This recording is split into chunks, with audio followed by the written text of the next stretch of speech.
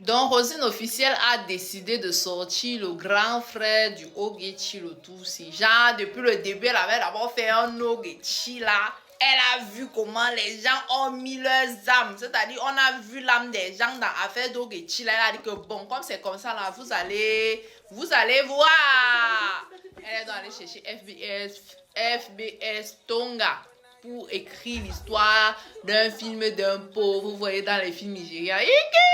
Quand tu vois une fille qui allait tourner au Nigeria, tu sais. Quand tu vois une fille qui s'est rapprochée un peu du cinéma nigérian, tu sais. Donc, Rago a raconté le film d'une fille qui sortait avec un gars qui était pauvre. La fille... la mère ne voulait pas voir le gars à côté d'elle. Oh, quand le gars venait à la maison, la mère le chassait. Après, Rosine s'est disputée avec sa mère. Ça faisait de grosses disputes dans la maison et tout. Les disputes à gauche, à droite. Rosine dit que c'est lui que je veux. La mère dit que je ne veux pas le voir. Passe ici, on entre à la maison. On entre à la maison. Oh, après, petit rendez-vous au coin de la rue. L'amour sur nous, mais non!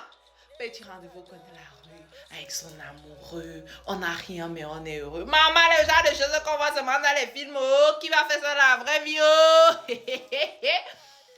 Après, oh, le gars revient. Oh, on vient, on lui verse de l'eau. Bah, il repart. Rosine est vénère contre sa mère. Elle comprend pas pourquoi est-ce que sa mère fait ça. Son ange gardien, son chéri coco d'amour, pénicilline, doudou de mon cœur. Trop beau, trop mignon et tout. Et tout. Après, le gars est parti. Il a brise. Il est revenu.